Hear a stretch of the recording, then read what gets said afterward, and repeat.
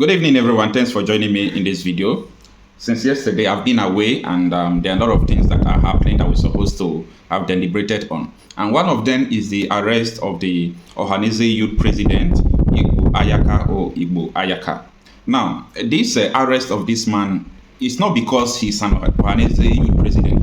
I'm not interested in his position. I'm interested in what transpired, why the governor of Ebonyi State ordered his arrest, make sure that he was arrested.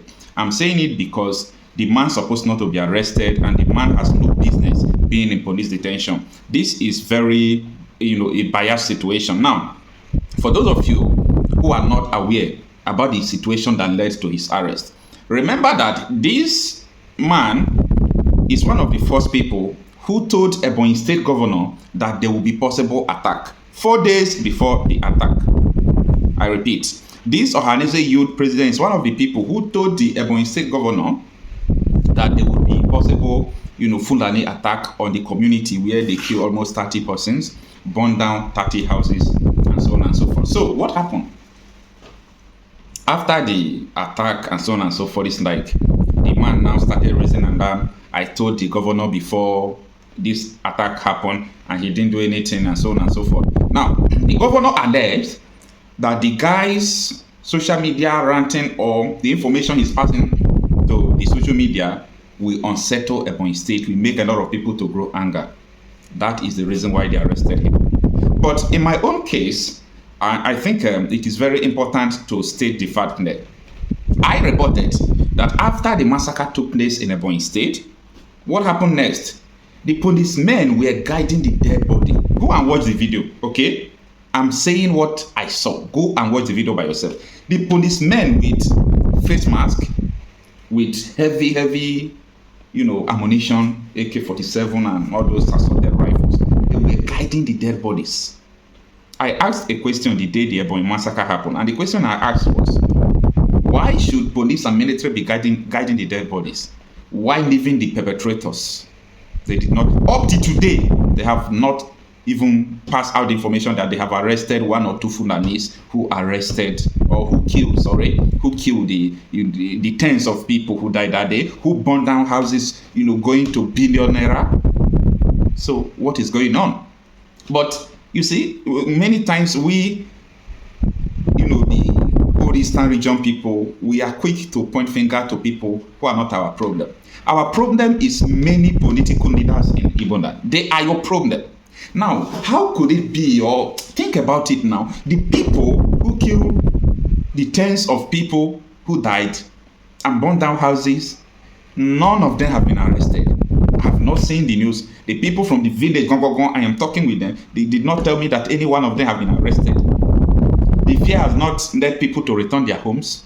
People are angry. The only first person we hear that they arrested was someone who told the governor that the attack was about to happen. After all, he's not the only one. Because if he had elected the governor and the governor fails to act, I think the guy has right to come out to say, oh, I told the governor, but the governor did not do anything. I did this, I said this, but nobody listened to me. Anyway, it is what it is. It's an indication that all these things are conspiracies, or how would I put it? Now I'm looking for an adjective to qualify it. These people are working together. That is the way I will put it, in my own opinion. I would say they are working together. Because you can't tell me that when the police and the military, according to the testimony of the villagers, they came very early in the morning and they told them that there is no problem between them and Fulanis again, that they have settled the matter, and so on and so forth. The villagers told us this is number one crime that these people have committed. They told us that immediately they left, and they came with deputy governor. Police came with the deputy governor and military. That immediately they left, these people started killing them, started shooting, burning down houses. And these people did not return back until after 6 hours. It's like they gave them, there is a timekeeper. After 6 hours, people should leave. After 6 hours, the military, the police came and started telling them sorry and started packing out dead bodies. Who does that? Who does that? Let the world know what is going on in Igbo land. that someone who raised the alarm that this is what is going on is being arrested and detained. Ohaneze youth president is being detained. But the people who kill the people are free walking. And this is the same thing happening all over Nigeria. Any place these people are killing, they go free. You call police for them. The following day, police will release them. They will allege that there is a call from above. I don't know the kind of place we are staying. And people will continue to just pay deaf ear. I thank some persons who have really called for the release of this Ohaneze youth president. He's been arrested because he spoke. Most of us that are speaking out, we are being threatened here and there.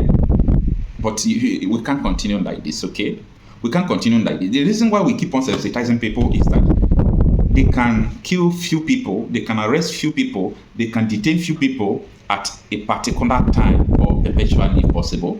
But they can't detain everybody perpetually. They can't detain everybody at once. They can't kill everybody at once. The number of people who are talking is too small compared to the number of the evil we have in our nation. I think a lot of people should come out. You have words. You have a voice. You need to speak. And don't think that it's only talk. These people are talking. Yes, talk.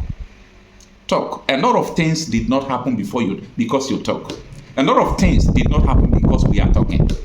You need to talk. Someone cannot be detained. And this is another thing that baffles me, When the incident happened, I was calling. I called a lot of people, up to 20 people. I'm not biased. Many of them told me that Ebonyi State Governor is a good man, that Nwefuru is a good man. But they don't like the way he handled this Fulani killing insecurity, that they are surprised that Nwefuru is doing this. So, the governor of Ebonyi State, Nwefuru, a lot of people from your state I am talking with, they told me that you was, because they are now trying to say you are good before, but now you are no longer good. What is going on? That the way you are handling the security challenges, the Fulani who are invading into their community, killing them, the way the security operative and your deputy governors are handling it, that they are not pleased. This is bad. I used to say this, that if you are a governor, you are a president, you are a security person, and no matter whom you are, once you don't take the security of life and property serious, I give up on you. And that is number one thing that made me to hate Soludo. Soludo is doing election gara now. People don't know the kind of game Soludo is playing. We criticize him, yes, for him not taking action about insecurity. Few months to your election, Soludo is having an election this year. Soludo is going to election this year. So what is happening? Soludo is already doing it. What happened from the first day you enter office to the few months to your election? That is not fight for security. He's fighting because of his ambition. And he's ready to do everything just because of his ambition. I condemn that. He ought to start working from the day you enter office. Not few months to your election, you start doing giri because you are going to make mistake, because you did not prepare for it. It's like because of pressure, tension, you are feeling, I might lose the election, and let me just go into this. That is what you're doing. And we are not going to take it. So Governor Nwefuru, look into this. Release this man with immediate effect. Because the way we are looking at this thing, Nwefuru, it's like you are supporting the killers and holding people who voiced out. Let me tell you, Nwefuru, no matter what the Ebonyi people who were directly or indirectly affected by the killing said, you are not supposed to arrest anyone. You are not supposed to do. Do you know what it means to lose your person by foreigners who invade your community? Nwefuru, don't allow people to do what they are not supposed to do. Release this man, Nwefuru. Release him. I am not saying it because he's Ohaneze youth president. I'm saying it because of the situation at hand. A lot of people had threatened me in the past because of all this insecurity issue. But when it began to happen to them, they call back to say, we are sorry, we thought this, we thought that. People are suffering. The rate of insecurity in Nigeria is alarming. So nobody should come out to intimidate people who are raising their voice. In the statement for this issue, because they were saying that the guy was kidnapped. Police said he was not kidnapped, that they are the one that arrested him. Why did you arrest him? He said because of some information he's saying, it doesn't make sense. If they have alleged that, this guy was the one who masterminded or who helped the Fulanis, I will be hearing, not because someone voiced out and people who carried the activities, you people leave them. Do not continue like this. You people are nursing another breed of people. You people already nursing another breed of people. And when they will come out tomorrow and everybody will begin to shout, look at what is going on. What do I know, self?